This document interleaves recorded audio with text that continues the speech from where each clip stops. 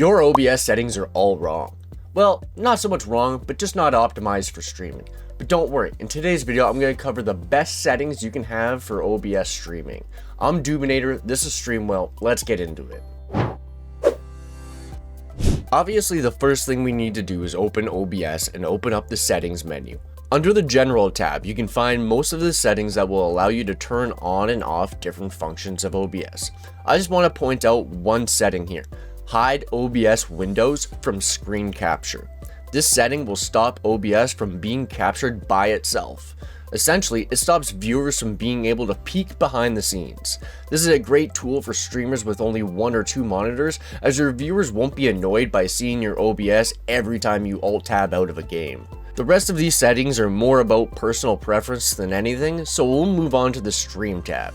Here, you can choose to link the platform you want to stream on. You can even ignore the recommended settings of that platform, but I highly suggest keeping this box unchecked. Twitch has a limited bitrate of about 6,000 and will perform better within those ranges. And a bit of a hidden secret here is enable bandwidth test mode. This setting is a lifesaver when it comes to testing your stream's performance while not actually going live. This setting will essentially fake a live stream. If you check this box the next time you click start streaming, OBS will prompt you, letting you know you are not actually going live. You are simply testing your configuration as if you were live. This is a great tool for stress testing your stream. Essentially, you can test all the settings you want while not actually being live. Just remember to turn it off before you actually want to go live.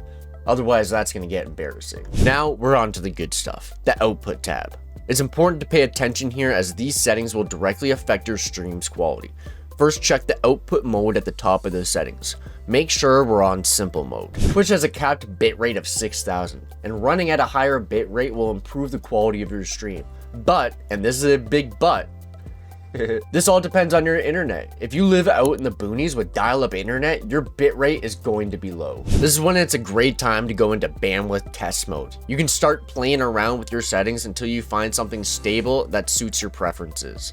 Your audio bitrate follows the same rules, but it shouldn't be as difficult to dial in, and the default settings should be fine, so we'll move on. Next up is the encoder. This is a physical component on your PC that's going to be doing all the heavy lifting, typically your CPU or a graphics card. I can't stress this setting enough. It is so important, so please pay attention. If you have a graphics card installed on your PC, which I will assume most of you will, you need to have your encoder set to hardware NVENC. This is a separate dedicated chip on your graphics card.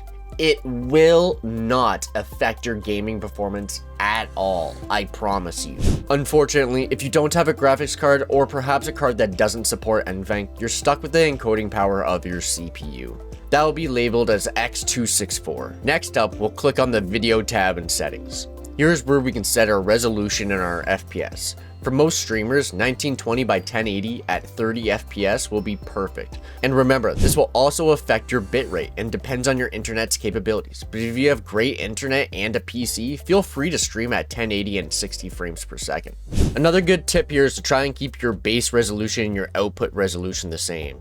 This means what you see and what your viewers see are the exact same. Now remember to use the bandwidth test mode. This is a great tool for dialing in your settings like your resolution, your FPS, and your bitrate. And a little bit of a tip for you, you can usually dial in your quality just by adjusting your bitrate settings a bit. Thanks for watching. If you found this video helpful at all, consider liking and subscribing. It really helps the channel out. Come check me out live on Twitch. I'm live every Tuesday, Thursday, and Saturday at 8 p.m. Eastern. And if you're looking to grow your viewers on Twitch, consider watching this video right here. I promise you it will help. And until next time, I'm Doobie, this is Streamwell. Happy streaming.